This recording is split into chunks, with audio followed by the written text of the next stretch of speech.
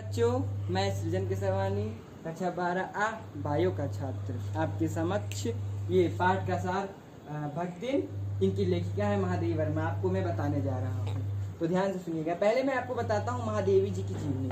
महादेवी जी की जीवनी जो है ये सन 1907 फर्रुखाबाद उत्तर प्रदेश में हुआ था। इनकी प्रमुख रचनाएं दीपशिखा, यामा श्रृंखला की कड़ियाँ, आपदा, संग्रिप्ता, भारतीय संस्कृति के स्वर, निबंध संग्रह, अतीत के चलचित्र, स्मृति की रेखाएं, पद के साथी, मेरा परिवार, आज ये सब इनकी रचनाएं हैं। प्रमुख पुरस्कार: ज्ञानपीठ पुरस्कार यामा संग्रह के लिए 1983 में उत्तर प्रदेश हिंदी संस्थान का भारत भारती पुरस्कार पद्म भूषण 1956 ईस्वी में हुआ था। अब इनका निधन जो हुआ था 1987 में इलाहाबाद में हो गया। तो अब हम लोग क्या कहते हैं, आते हैं आगे की तरफ। आगे आते हैं हम लोग, जिसमें हम लोग बताते हैं कि भक्तिन का पाठ का सार। तो प्यारे बच्चों, अब हम लोग पढ़ेंगे भक्तिन का स्वरूप वर्णन। भक्तिन का वर्णन: भक्तिन जो थी जिसका नाम लक्ष्मण था, और ये छोटे कद के, और इसके गले में तुलसी के जड़ों की माला रहती थी, और ये हमेशा क्या कहते हैं, मतलब कि गरीब घर की थी, और बेचारी क्या कहते हैं इधर उधर भटकती रहती थी। लेकिन ये देखा जाए तो ये क्या कहते हैं, भक्तिन जो है लेखिका को बहुत मतलब कि मानती थी, और लेखिका भी भक्तिन को बहुत मानती थी। दोनों के प्रति इतना मतलब संबंध था अच्छा सा कि क्या बताएं।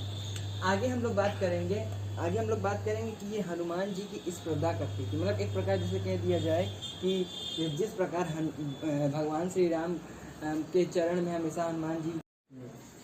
अब हम लोग बात करने जा रहे हैं जीवन का दूसरा परिच्छेद। दूसरे परिच्छेद में क्या होता है? दूसरे के परिच्छेद में सुख की अपेक्षा दुख भी अधिक है।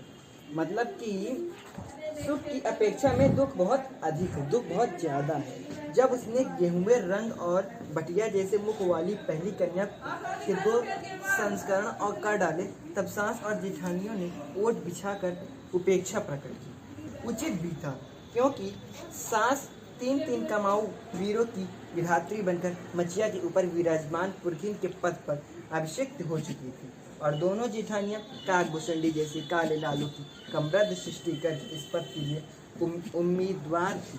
छोटी बहू के लीक छोड़कर चलने के कारण उसे दंड मिलना आवश्यक हो जाता। इसमें ये बताया गया है कि जो भक्तिन की दो पुत्र रत्न हो गई, वो मतलब बहुत ही क्या कहते हैं रंग बिरंग रंग, उसका जो रंग था गेहुआ रंग था, और बटिया जैसी उसकी मुख वाली पहली कन्या थी। बटिया जैसी उसकी मुख्य कन्या थी। आगे क्या है, जेठानियाँ बैठकर लोग चर्चा करती, उनके कलूटे लड़के धूल उड़ाते। मतलब जो भक्तिन की जो जेठानी थी वो बैठ के चारपाई में बैठ के चर्चा कर रही थी। वह उनके मतलब कि जो उनके बेटे थे, जेठानी के 3 जो लड़के थे, वो उनका मजाक उड़ाते थे। किसका? वो उनकी बेटियों का और भक्तिन का। वह मट्ठा फेरती, कूटती, पीसती, रांधती, और उसकी नन्ही लड़कियां गोबर उठाती। इसमें यह बताया गया है कि जो जेठानियाँ के लड़के थे अच्छा खाना पाते थे, बढ़िया दूध, मलाई, रसमलाई आदि सब चीज़ें खाते थे। और जो क्या कहते हैं, जो भक्तिन की जो बेटी थी वो गोबर पाती थी, गुड़ चने की घुघरी खाती थी, चने की घुघरी चबाती थी, आदि ये सब चीज़ें वो खाती थी। माँ बेटी खूब मन लगाकर अपनी संपत्ति की देखभाल करने लगी, और मान न मान मैं तेरा मेहमान की कहावत चरितार्थ करने वाले वर्ग के समर्थक उसे किसी न किसी प्रकार पति की पदवी पर अभिषिक्त करने का उपाय सोचने लगे। फिर क्या हुआ? एक दिन माँ अनुपस्थिति में वर महाशय ने बेटी की कोठरी में घुसकर भीतर से द्वार बंद कर दिया, और उसके समर्थक गांव वालों को बुलाने लगे। युवती ने जब ऐसा डकैत वर की मरम्मत कर कुंडी खोली, तब पंच बेचारे समस्या में पड़ गए।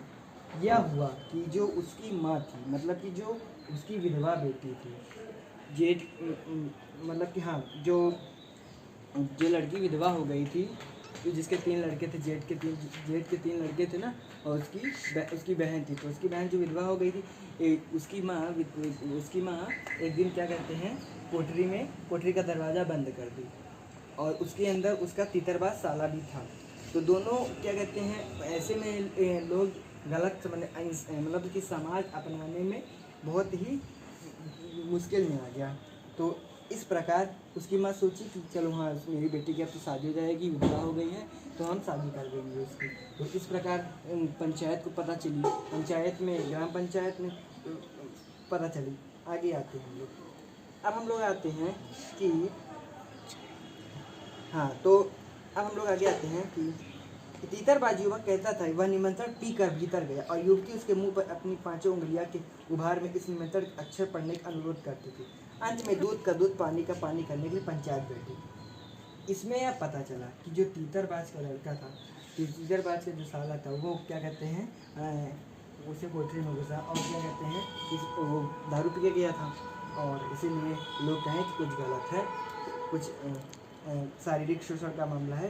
तो इसी प्रकार आगे हम लोग पंचायत से बैठती है तो पंचायत बताती है। बात करेंगे कि अंतिम परिच्छेद में आता है कि घुटी हुई चांद को मोटी मैली धोती से ढाकें और मानो सब प्रकार की आहट सुनने के लिए कान कपड़े से बाहर निकाले हुए भक्तिन जब मेरे यहाँ सेवक धर्म में दीक्षित हुई, तब उसके जीवन के चौथे और संभवतः अंतिम परिच्छेद का जो अर्थ हुआ उसकी इति अभिधूम है।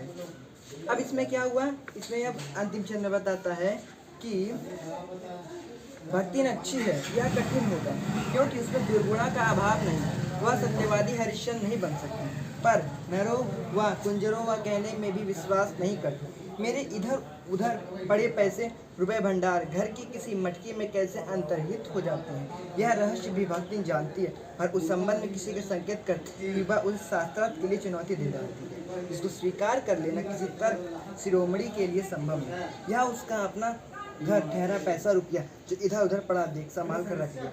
यह क्या चोरी है? उसके जीवन का परम कर्तव्य मुझे प्रश्न रखना है। जिस बात से मुझे क्रोध आता है उससे बदल कर इधर उधर करके बताना क्या झूठ है? इतनी चोरी और इतनी झूठ तो धर्मराज महाराज में भी होगा, नहीं तो वे भगवान जी को कैसे प्रसन्न रख सकते हैं और संसार को कैसे चला सकते हैं।